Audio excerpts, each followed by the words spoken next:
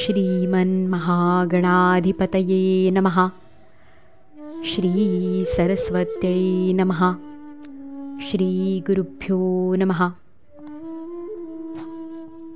श्रीमद भागवताला नमन. भगवान श्री व्यासदेव, देवर्षी नारद मुनी, श्री शुकदेव गोस्वामी, श्री परीक्षित, महर्षी श्री सूत गोस्वामी, शौनकादी ऋषींसहित सर्व भागवत कथाकार आणि श्रोते भक्त यांना नमन. आपले सद्गुरू परमपूजनीय भाऊ महाराज आणि परमपूजनीय आईसाहेबांचे चरणी मनपूर्वक नमन. समस्त गुरुबंधू भगिनींना सप्रेम नमस्कार.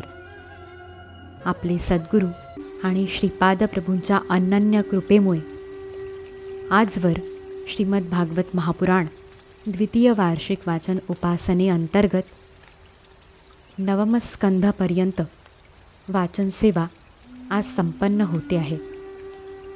बाप्पाचे आगमन झाल्यामुळे सगळीकडे आनंद भरलेला आहेच. आज माता ज्येष्ठा गौरी स्थापनेच्या शुभदिनी आपण दशमस्कंधाचे वाचन सुरू करणार आहोत. देवीदास विरचित मराठी व्यंकटेश स्तोत्रातील सुरुवातीच्या काही ओळी वाचून भगवंतांची आळवणी करूया. आपले पूज्य सद्गुरू आणि पूज्य माईंचे चरणी हीच प्रार्थना आहे की श्रीकृष्ण परमात्म्याच्या लीलांचे वाचन, श्रवण, चिंतन, मनन आम्हा सर्व साधकांकडून होऊ देत.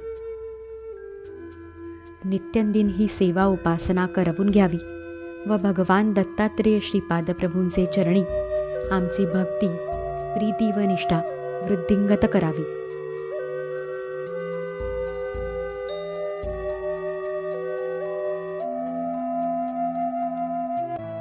श्री गणेशाय नमः. श्री व्यंकटेशाय नमः. नमो जी हेरंबा, सकळादी तू प्रारंभा, आठवुनी तुझी स्वरूप शोभा, वंदन भावे करीतसे. नमन माझे हंसवाहिनी, वाग्वरते विलासिनी, ग्रंथ वदावया निरूपणी, भावार्थ खाणी जया माझी. नमन माझे गुरुवर्या, प्रकाशरूपा तू स्वामिया, स्फूर्ती द्यावी ग्रंथ वदावया, जेणे श्रोतया सुख वाटे. नमन माझे संत सज्जना आणि योगिया मुनिजना, सकळ शोधया साधुजना, नमन माझे साष्टांगी. जय जयाजी व्यंकटरमणा, दया सागरा परिपूर्णा, परम ज्योती प्रकाश गहना, करीतो प्रार्थना श्रवण कीजे.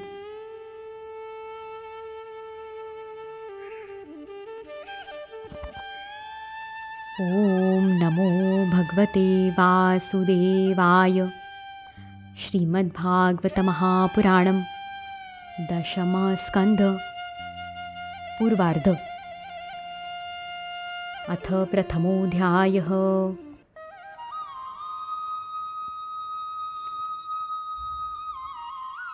भगवंतांचे पृथ्वीला आश्वासन, वसुदेव देवकी विवाह आणि कंसाकडून देवकी पुत्रांची हत्या. राजा परीक्षिताने विचारले, भगवन, आपण चंद्रवंश आणि सूर्यवंशाचा विस्तार, दोन्ही वंशाच्या राजांची अत्यंत अद्भुत चरित्रे, तसेच धर्मप्रेमी यदूंचे सुद्धा विस्तारपूर्वक वर्णन केले. आता त्याच वंशात आपला अंश असलेल्या श्री बलरामांसह अवतीर्ण झालेल्या भगवान श्रीकृष्णांचे चरित्र आम्हाला ऐकवावे. प्राण्यांचे जीवनदाते आणि सर्वात्मा अशा भगवंतांनी यदुवंशात अवतार घेऊन ज्या ज्या लीला केल्या त्या विस्ताराने आम्हाला सांगा. अनासक्त लोक ज्याचे गायन करीत असतात, जे भवरोगावरील औषध आहे, जे कानाला आणि मनाला परमा आल्हाद देणारे आहे, अशा भगवंतांच्या गुणवर्णनाला आत्मघाती माणसाव्यतिरिक्त दुसरा कोण कंटाळेल? युद्धात देवांना सुद्धा जिंकणारी भीष्मादी अतिरथीरूपी प्रचंड मासे जात होते. असा कौरवसेनेचा अपार सागर माझ्या आजोबांनी ज्यांच्या चरणरूप नौकेच्या साह्याने वासराच्या खुराने तयार झालेल्या खड्ड्यातील पाणी ओलांडावे तसा पार केला.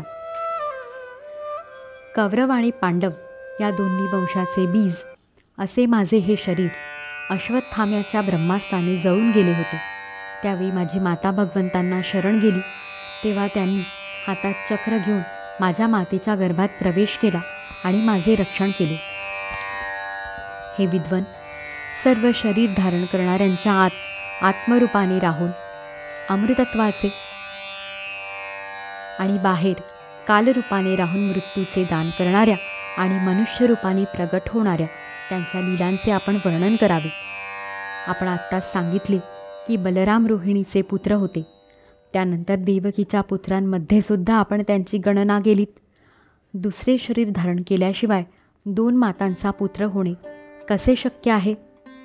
भगवान श्रीकृष्ण पित्याच्या घरातून व्रजभूमीकडे का गेले? तसेच भक्तवत्सल प्रभूंनी नातलगांसह कुठे कुठे निवास केला?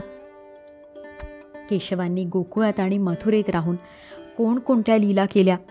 तसेच त्यांनी कंस हा मामा असल्यामुळे त्याला मारणे योग्य नसूनही का मारले?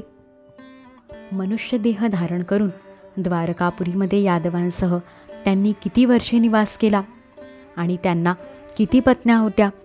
हे सर्वज्ञ मुनिवरा, श्रीकृष्णांवर नितांत श्रद्धा असणाऱ्या मला त्यांच्या या व इतरही सर्व कथा विस्ताराने सांगाव्यात. आपल्या मुखकमलातून पाझरणाऱ्या भगवंतांच्या अमृतकथेचे पान करीत असल्यामुळे पाणीही न पिणाऱ्या मला असह्य अशी ही तहानभूक मुळीच सतावीत नाही. सूत म्हणतात, शौनका, भगवंतांच्या भक्तात अग्रगण्य अशा सर्वज्ञ शुकदेवांनी परीक्षिताचा हा उत्तम प्रश्न ऐकून त्याचे कौतुक केले आणि कलिमलांना नाहीसे करणाऱ्या श्रीकृष्ण चरित्राचे वर्णन करण्यास प्रारंभ केला.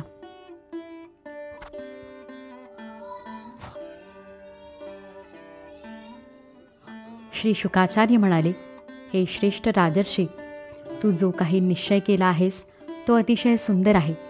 कारण श्रीकृष्णांच्या कथाश्रवण करण्यामध्ये तुला गाढ प्रीती निर्माण झाली आहे.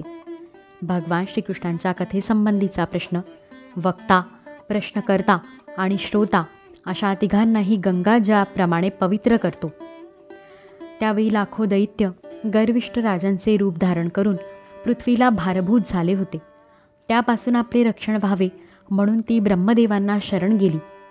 त्यावेळी तिने गायीचे रूप धारण केले होते. तिच्या डोळ्यांतून आसवे वाहत होती. ती खिन्न होऊन करुण स्वरात हंबरडा फोडीत होती. ब्रह्मदेवांच्याकडे जाऊन तिने त्यांना आपले संकट सांगितले. ब्रह्मदेवांनी ते ऐकून तिला बरोबर घेतले आणि ते भगवान शंकर व अन्य देवांसह क्षीरसागराच्या किनाऱ्यावर गेले. तेथे जाऊन ब्रह्मदेवांनी एकाग्रचित्त होऊन पुरुष सुक्ताने जगतपालक सर्वांतर्यामी देवादिदेव श्री विष्णूंची स्तुती केली. त्यांनी समाधी अवस्थेत असतानाच आकाशवाणी ऐकली. त्यानंतर ब्रह्मदेव देवांना म्हणाले, देवांनो, भगवंतांची आज्ञा तुम्ही माझ्याकडून ऐका आणि त्याप्रमाणे करा, वेळ लावू नका.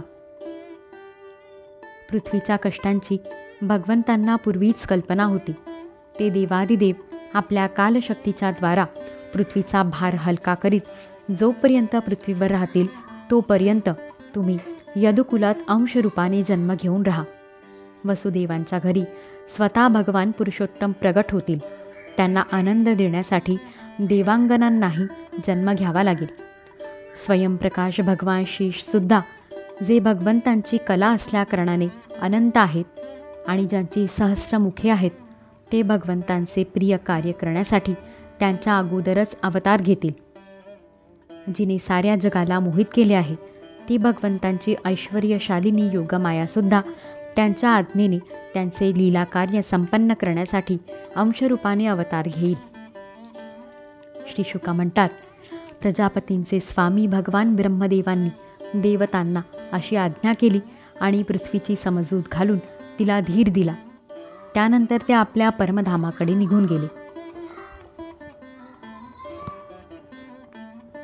पूर्वी यदुवंशी राजा शूरसेन मथुरा नगरीत राहून माथुर आणि शूरसेन या देशांवर राज्य करीत होता.